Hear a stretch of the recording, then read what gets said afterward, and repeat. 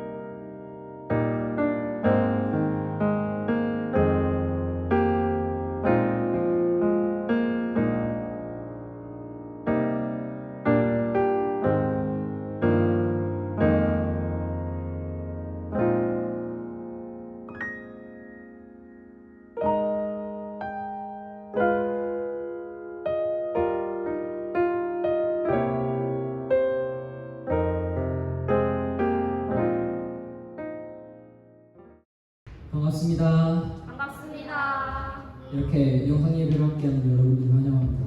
함께 같이 있다는 마음으로 다 함께 박수치며 찬양하기를 원합니다. 찬양합시다.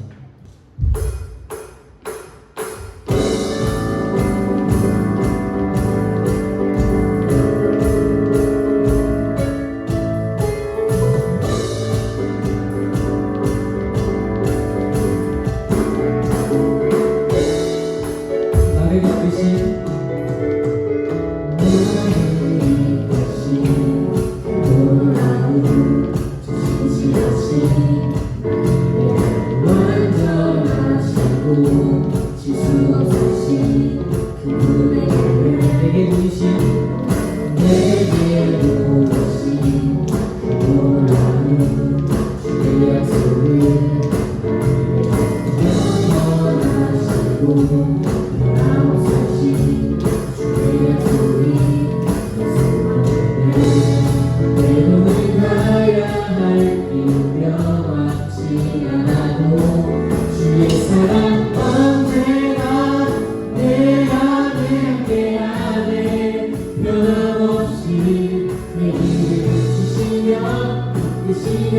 주의 사랑 언제나 내 안에 넘쳐나네 변함없이 믿음으로 주 따르니 영원토록.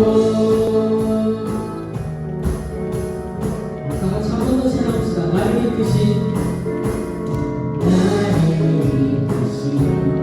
놀라운 신실하신 완전하시고 실수 없으신 그의 별 내게 보이신 놀라운 주의 약속을 영원하시고 없으신 주의 약속이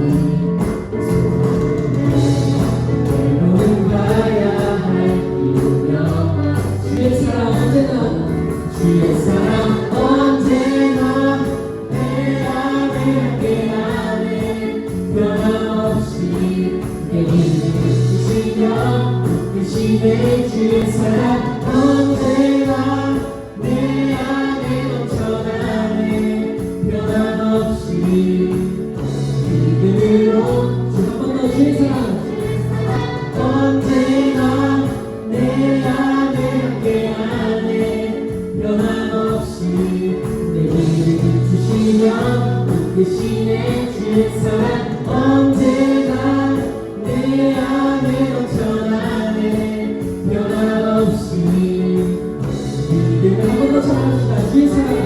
주의 사랑 언제나 내 안에 함께하네 변함없이 내 길을 비추시며 이끄시네 주의 사랑 언제나 내 안에 넘쳐나네 변함없이. 우리 소리 한 번 더 찬양합시다. 주의 사랑 언제나 내 안에 함께하네 변함없이 내 길을 비추시며 이끄시네 주의 사랑 언제나 내 안에 넘쳐나네 변함없이 믿음으로 한 번 더 주의 사랑 언제나 내 안에 함께하네 변함없이 내 길을 비추시며 이끄시네 주의 사랑 언제나 내 안에 넘쳐나네 변함없이. 우리 마지막으로 한 번 더 찬양합시다.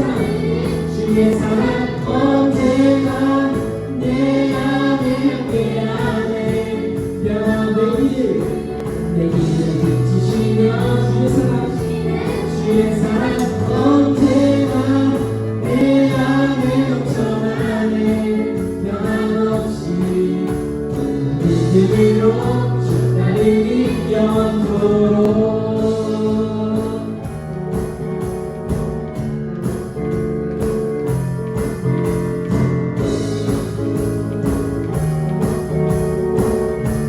하나님께 감사와 찬양의 영광의 박수를 드리겠습니다.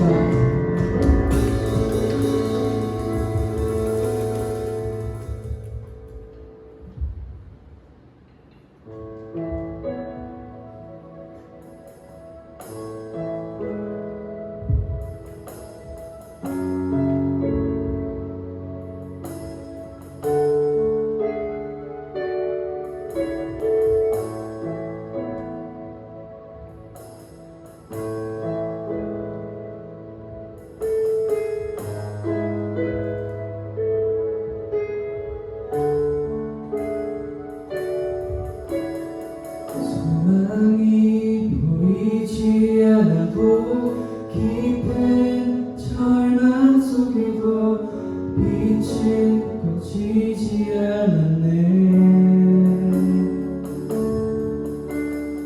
누구도 기대지 않았던 낮은 이 땅 가운데서 그 나라 시작되었네. 그 나라 오늘 이곳에 우리 살아가는 곳에 온 곳에 있지 않네. 주가 일하시는 곳에 여전히 소망이 있네. 주께 복이란 없네.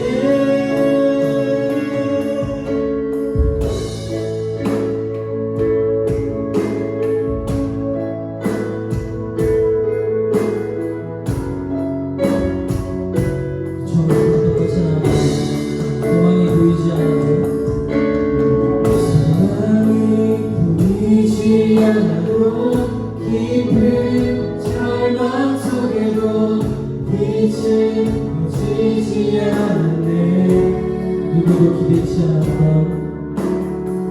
누구도 기대치 않았던 낮은 이 땅 가운데서 그 나라 시작되어 한 번 더 소망이 보이지 않아도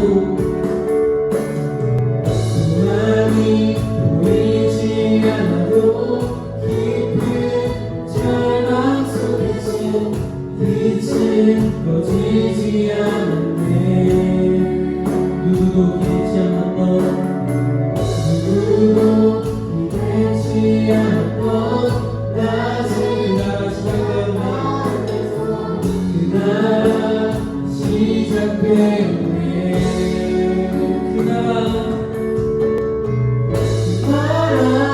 오늘 이곳에 우리 살아가는 곳에 온 곳에 있지 않네.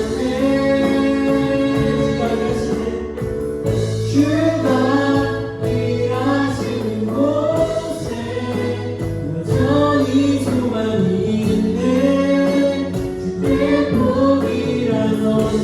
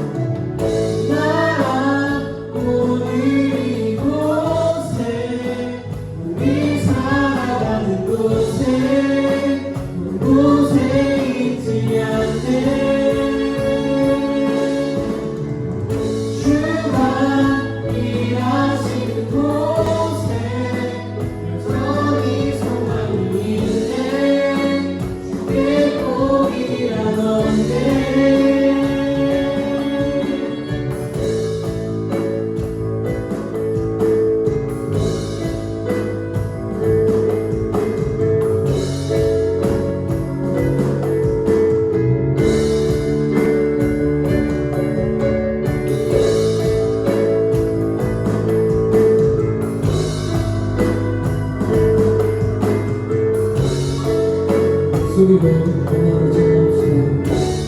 소망이 보이지 않아도 소망이 보이지 않아도 깊은 절망 속에도 빛이 꺼지지 않았네.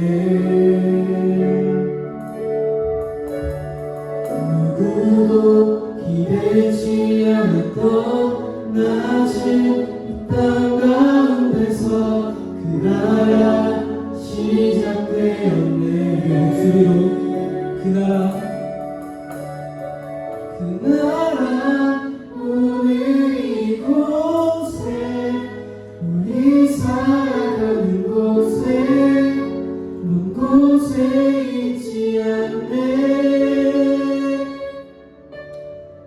주가 일하시는 곳에 여전히 소망이 있네. 주께 포기란 없네.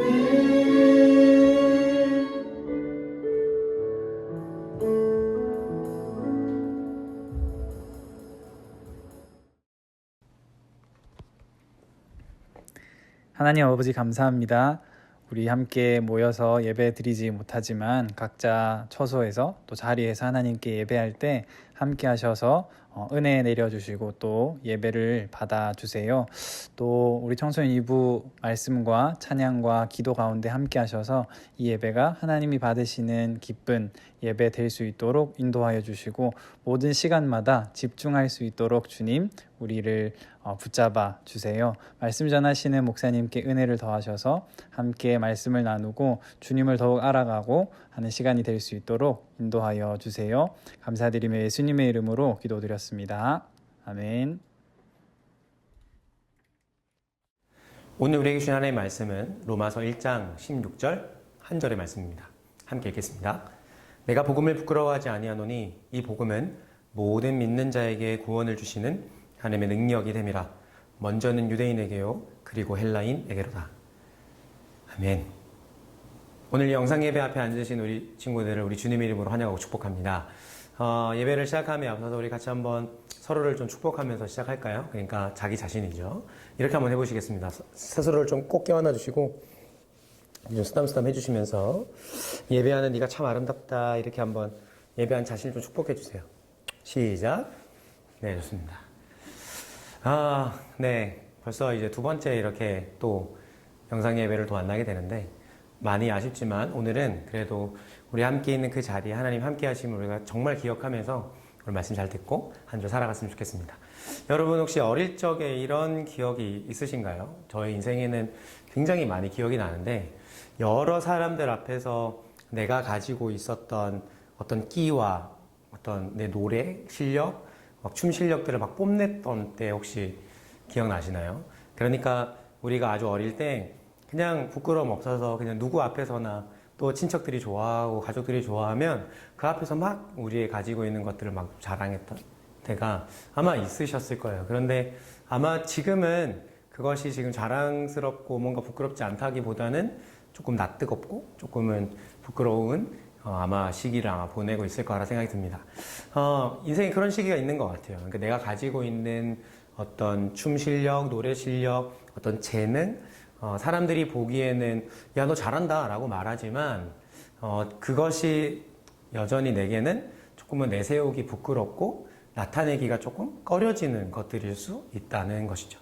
우리가 왜 점점 그것이 부끄러워질까요? 그것은 아무래도 그 시간이 지나감에 따라 그 자신의 노래와 어떤 춤과 자신의 끼와 재능들을 남 앞에 보이는 것들이 부끄럽다라고 여겨지는 제3자의 시선, 그러니까 전지적 관찰자의 시점으로 나를 볼 때 야, 이거 너무 부끄러운 일이다, 좀 쪽팔린다, 조금 낯뜨겁다라고 생각하기 때문은 아닐까 생각합니다. 물론 여전히 지금 그런 것들이 여전히 좋고 좋아, 여전히 부끄럽지 않아서 그냥 자연스럽게 드러낸 친구들도 있겠지만 저의 예를 들자면 저는 예전만큼 막 그렇게 막 사람들 앞에서 뭔가를 막 하는 것들을 좋아하고 있는 것 같지는 않아요.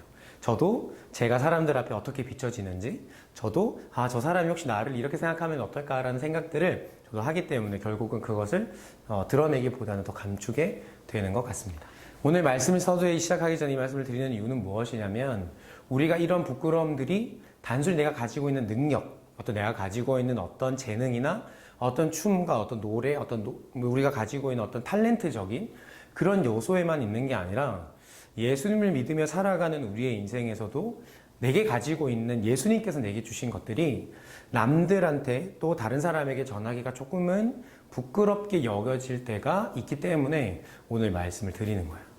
오늘 바울이 저번 시간부터 계속해서 우리가 이야기하고 있는 것이 무엇이었냐면 바울은 복음을 전하기 위해서 자기는 보냄을 받은 사람이라고 이야기했고 나는 로마교회 당신들에게 이 복음을 반드시 전하고 싶은 강렬한 열정과 의지를 보였었다고 이야기했어요. 근데 여러분이 복음은 무엇이라고 그랬죠? 단순히 복음은 예수님께서 우리를 위해서 죽으셨어요.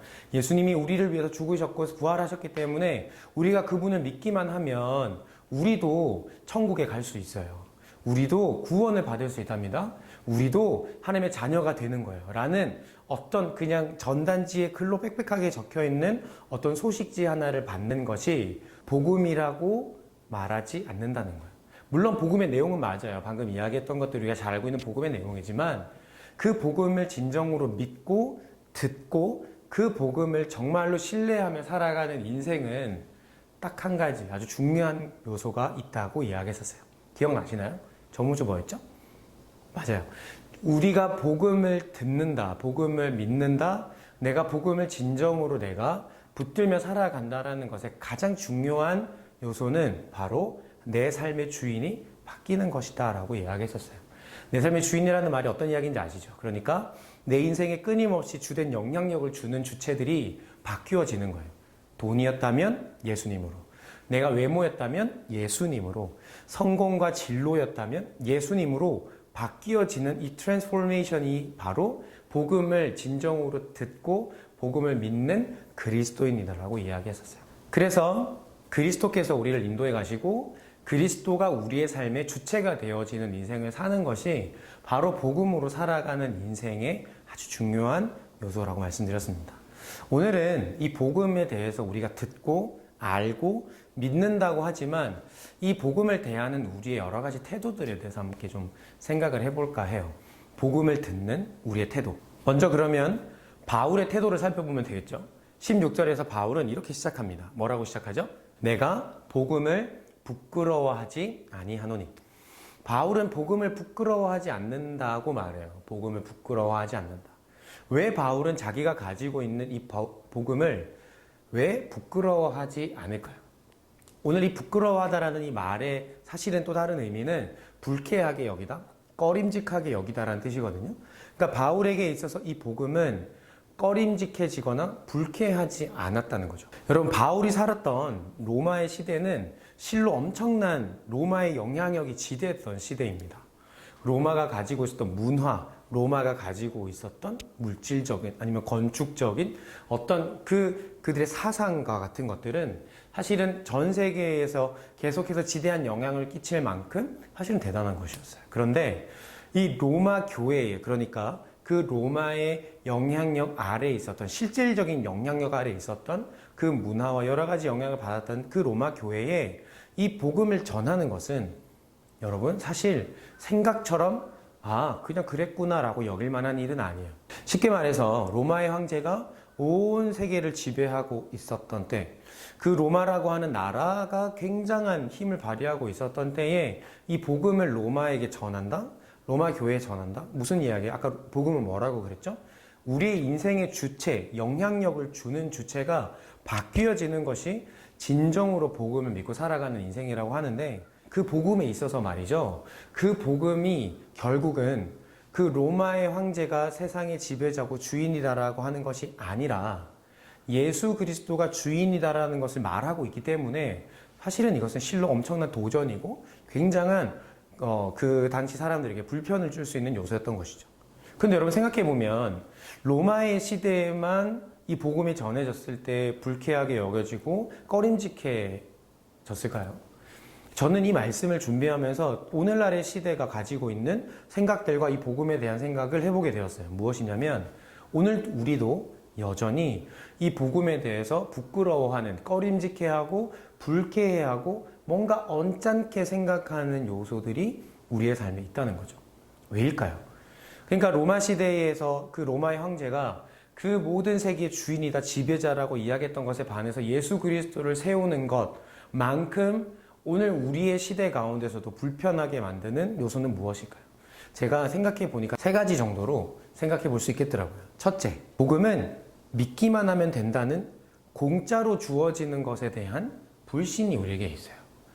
그러니까 여러분 방금 말씀드렸죠? 예수님이 우리 위해서 죽으셨고요. 그 죽음을 통해서 부활하신 그 예수 그리스도를 우리가 믿기만 하면 우리도 천국에 갈 수 있다라고 말하는 이 구원에 대한 이야기가 뭔가 대가를 지불하는, 그러니까 내 삶에 어떤 얼마를 들여서 아니면 내 삶에 어떤 시간을 들여서 하는 게 아니라 그냥 믿기만 하면 그 한 번에 어떤 그 믿음의 순간을 통해서 내게 그것이 주어진다라고 하는 그 말이 우리의 일상에서 사는 삶에 뭔가 조금 정말일까?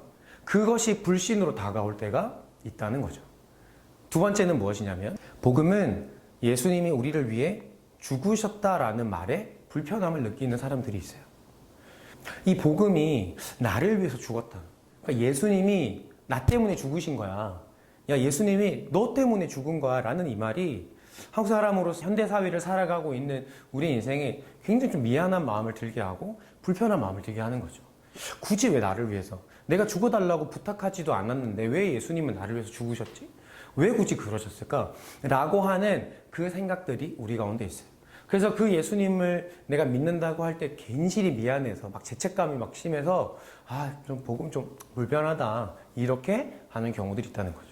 세 번째는 복음은 예수님을 따르는 불편한 과정이 있기 때문에 그래요. 그러니까 여러분 예수님 믿겠습니다 라고 이야기를 해가지고 그 믿음으로 끝나는 게 아니고요. 우리가 예수님을 믿음으로 말미암아 그분의 우리의 삶의 주인이 되셔서 우리를 이끌어 가시는 과정들이 있다는 거예요. 그러니까 무슨 이야기냐면 나는 그냥 믿음만 가지고 교회만 다니고 그냥 그렇게 살고 싶은데 뭔가 하지 말아야 되는 것도 있고 뭐 제약도 많고 또 막 사랑하고 뭐 이런 것들이 너무 많이 있으니까 내가 그것이 부담스러운 거죠. 귀찮은 거예요. 한편으로는 나는 그런 스타일이 아닌데 내 스타일이랑 좀 안 맞다라고 하는 것들도 우리에게 있는 거죠. 앞서 이야기했던 이 세 가지가 오늘 우리의 삶에서 복음이라고 하는 것이 우리가 들려지고 내가 받아들이고 따라감에 있어서 작동하게 될 수 있는 대표적인 세 가지라고 생각해요. 여러분은 어떠세요? 이 복음이 여러분에게 들려질 때 뭐 들었던 이야기인데 뭐 또 들어야 되나? 아니면 그냥 그게 내가 믿기는 합니다, 목사님. 그러니까 더 이야기 안 하셔도 됩니다. 이러신가요? 아니면 조금 꺼려지시고 불편하고 조금 부끄럽게 여겨질 만한 것인가요? 혹시 부끄럽다면 아까 앞서 있었던 이야기들 중에 어떤 거에 속하시나요? 바울은 자신의 인생에 있어서 이 복음이라고 하는 것이 여러 가지로, 그러니까 로마의 당시의 시대 상황을 생각해 볼 때 깨름직하게 여전히 불편하게 여겨질 수 있음에도 불구하고 그는 전혀 이것을 불편하게 거리끼게 전혀 부끄러워하지 않는다고 말합니다. 왜 바울은 그것을 부끄러워하지 않을까요? 그 시대가 말하고 있는 사상과 조금 안 맞고 라이프 스타일과 다를 수 있고 조금 불편하고 제약도 있는 이 복음을 그는 왜 부끄러워하지 않고 꺼려하지 않고 불쾌해하지 않고 그것을 자랑스럽게 여길까요? 그것은 복음이 하나님의 능력이 되기 때문에 그렇습니다. 다시요. 바울은 자신의 인생에 있어서 지금 그 로마 사회와 또 이 시대가 살고 있는 가치관에 따라 충분히 복음을 부끄러워할 수 있는 요소가 있음에도 불구하고 바울은 그것을 부끄러워하지 않아요. 왜죠? 그 복음은 무엇이 되기 때문에 그래요? 하나님의 능력이 되기 때문에 그래요. 하나님의 능력이 된다라는 말이 여러분에게 어떻게 다가오는지 모르겠어요. 하나님 능력이 된다는 말은 간단하게 말하면 이런 겁니다. 저랑 따라 해볼까요? 구원. 해볼까요? 시작. 구원. 하나님의 능력이 되는 그 결과는 무엇이냐면 사실 구원이에요. 근데 여러분 아까 계속 우리 구원에 대한 이야기를 한 번씩 좀 던졌죠? 여러분 구원 받는 게 무슨 이야기예요? 구원 받네? 나 구원 받았다. 많은 사람들이 구원 받았다라는 것을 어떻게 해석하냐면 내가 죽으면 나는 천국에 간다라는 것으로 해석해요. 그러니까 내가 예수님을 믿다가 죽으면 눈 딱 뜨면 천국이다 이런 거죠. 맞아요. 근데 그게 지금 틀렸다. 그거는 안 맞는 이야기다라고 이야기하는 게 아니라 바울이 지금 자랑하고 부끄러워하지 않는 그 복음을 그 구원이라고 하는 하나님의 능력으로 나타난다라고 하는 것을 자신 있게 이야기하고자 하는 것은 여러분 죽음 뒤에 소망이 있으니까 예수님 부활하신 것처럼 우리도 부활할 거니까 우리 걱정하지 말고 죽음 두려워하지 말고 잘 살아봅시다. 그냥 담대하게 살아봅시다. 그 이야기 하려고 사실 하는 이야기가 아니에요. 그것은 오늘 내 삶에 주어지는 그 하나님의 사명, 하나님의 일, 하나님의 비전, 하나님의 영광스러운 일들에 우리가 그 일에 동참하게 되는 것을 바울은 이 구원이라는 말 속에 포함해서 말하고 있어요. 가장 대표적으로 지금 그 구원받은 자로서 살아가는 사람이 누구예요? 바울이잖아요. 바울의 삶을 돌이켜보면 이거예요. 자신의 인생인 예전엔 복음이 아니라 예수님을 믿는, 그 복음을 믿는 사람들을 죽이는 게 그의 인생의 사명이었고 그의 인생의 가장 추구해야 될 목표였어요. 그런데 그가 예수님을 만나고 구원받았더니 그의 인생은 어떻게 살아가기 시작하죠? 전도하는 인생, 복음을 전하는 인생으로 살아가게 돼요. 조금 다르죠. 복음을 믿는 사람들을 죽이고 핍박하는 인생에서 복음을 전하는 사람이 된다라는 것. 구원받는 사람이 그냥 천국에 가는 게 목적이라면 우리는 단순히 어차피 우리 천국 갈 거니까 그냥 살아도 돼요. 하지만 구원을 받았다라고 하는 것이 하나님의 능력이 되는 놀라운 이유인 건 뭐냐면 복음을 통해서 우리가 구원받으면 하나님의 일, 하나님의 비전, 그 하나님의 사명, 하나님의 영광스럽게 생각하시는 이 땅 가운데 행하실 일들이 나를 통해서 시작되고 나를 통해서 나타나고 나를 통해서 일하시는 하나님을 우리는 경험하게 된다는 거죠. 엄청나죠. 예전부터 제가 좋아하는 축구선수 한 명이 있습니다. 국가대표를 하시다가 지금은 은퇴하셨는데 이영표라고 하는 축구선수가 있으세요. 근데 이분이 단순히 어떤 은퇴하시고 난 다음에 단순히 뭐 축구 누굴 가르치고 이렇게 하는 것뿐만 아니라 해설위원도 하시고 강연도 하시고 간증도 하시고 그렇게 지금 다니시는데 최근에 제가 본 영상 중 하나를 여러분과 좀 나누고 이야기를 해봤으면 좋겠습니다. 함께 보시죠. 꿈을 이루고 돈 많이 벌고 인기 얻고 성공해야지 라는 생각으로 축구를 했었어요. 국가대표가 돼서 꿈을 이루면 행복할 거라고 생각을 했어요. 유럽에 진출하고 성공적인 선수 생활을 하고 나서 일시적인 만족은 있었지만 나에게 행복을 개런티하지 못한다는 사실을 제가 딱 느꼈을 때 속았구나라는 그런 생각이 들었었어요.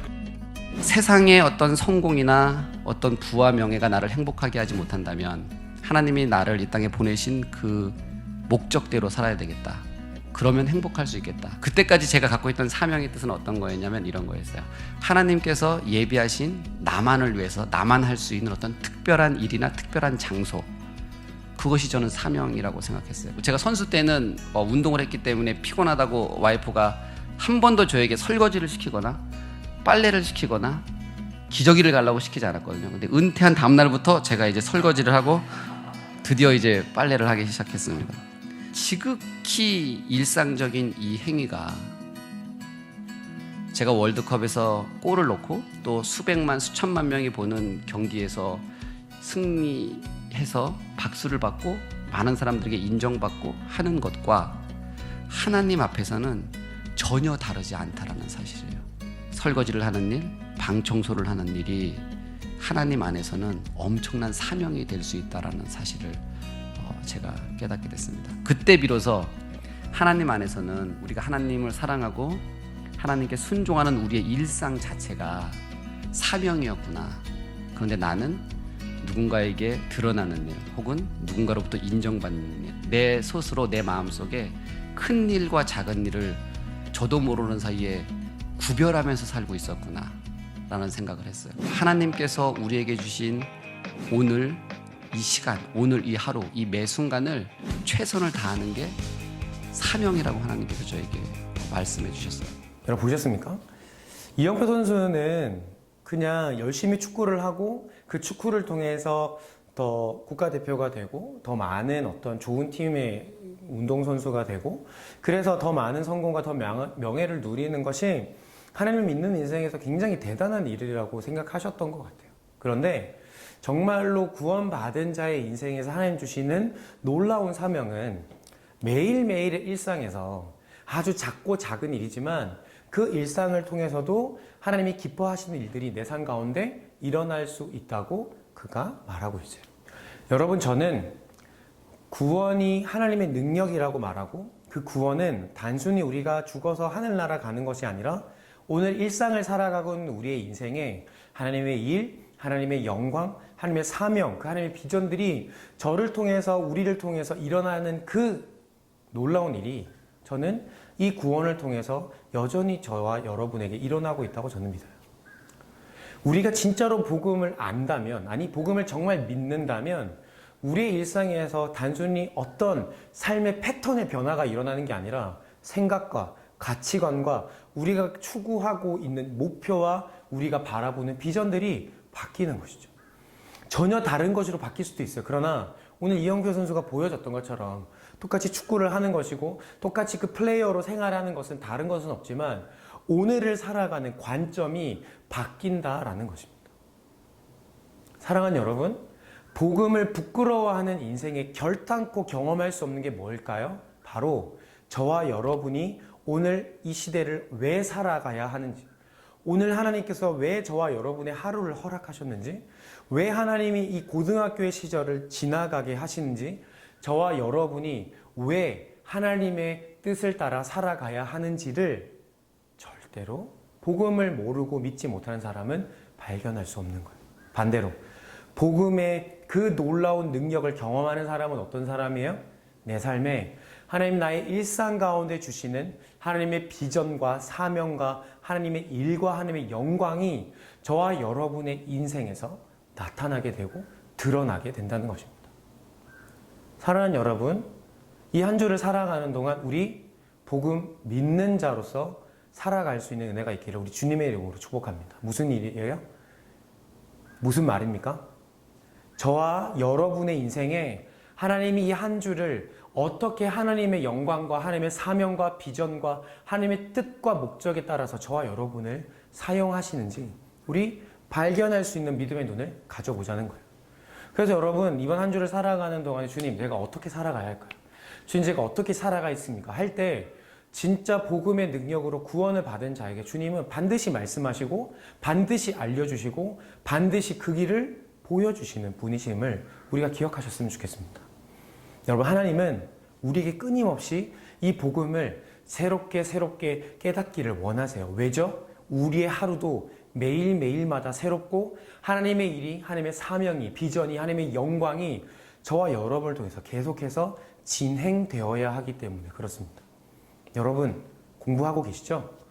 그 공부가 혹시 하나님의 사명, 하나님의 영광, 하나님의 비전과 하나님의 일과는 전혀 상관없는 주체가 나인 목적에 맞추어져 있지 않나요?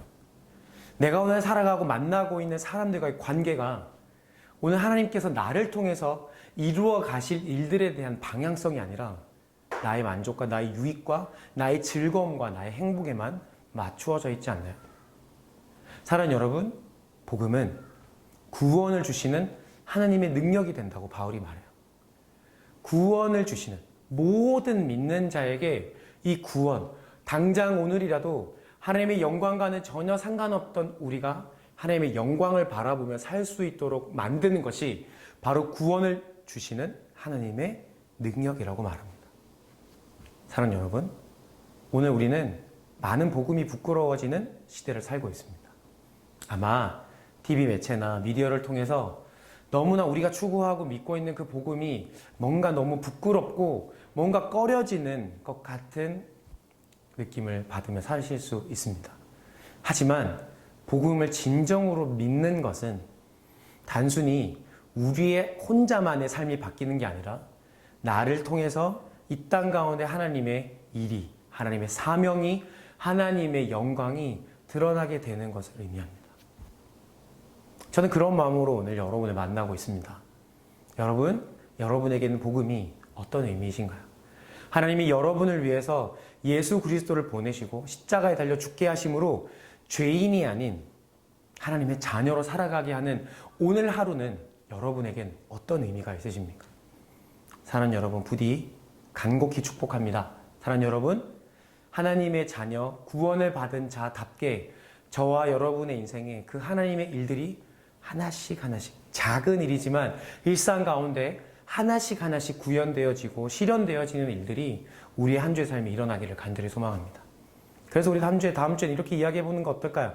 목사님, 저 열심히 이번 주에 일찍 일어났습니다. 하나님의 일을 하기 위해서, 내가 공부하기 위해서, 아니 정말 단순히 공부만 하고 잘 되기 위해서가 아니라 지금 이 어려워진 이 나라를 구할 수 있는, 도울 수 있는 이 시대 가운데 하나님이 쓰실 수 있는 사람이 되기 위해서 그렇게 했습니다. 그렇게 동기를 나눌 수 있는 그런 한 주 돼보는 건 어떨까요?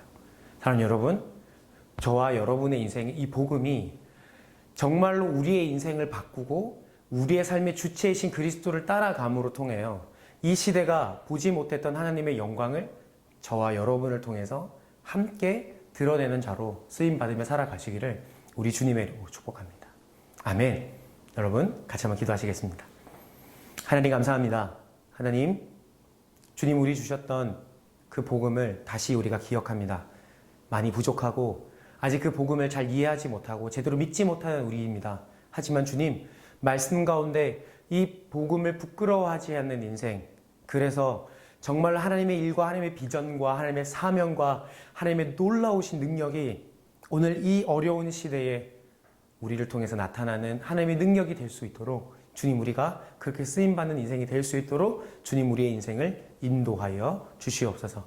특별히 한 주 살아가며 특별히 우리 고3 친구들 많이 힘든 가운데 있습니다. 주님, 그 길을 인도해 주시고 두렵고 떨리는 마음으로 한 걸음 한 걸음 걸어가고 있을 때 나태해지지 않고 기쁨으로 이 시간들 잘 섬겨 또 이 시간 잘 견뎌갈 수 있도록 주님 은혜 더하여 주시옵소서. 사랑하는 1학년 2학년 친구들, 하나님 그 삶이 나태해지고 방탕해지지 않도록 도와주시고 한 주의 삶에 복음의 능력으로 하나님 주신 일들을 감당해가는 한 주를 살아가는 우리 친구들 될 수 있도록 은혜를 더하여 주시옵소서. 함께 만나는 날을 소망합니다. 그때까지 함께 하실 줄 믿으며 이 모든 말씀 예수님의 이름으로 기도드립니다. 아멘. 지금은 우리 주 예수 그리스도의 은혜와 하나님의 사랑과 성령님의 교통하심이 오늘 복음의 능력을 믿고 그 복음을 부끄러워하지 않고 구원받은 자로 하나님의 일과 하나님의 사명과 하나님의 영광을 드러내는 일에 쓰임받기로 결단하는 이곳에 예배드리는 모든 사람들 머리 위에 지금부터 영원토록 함께 있을지어다. 아멘.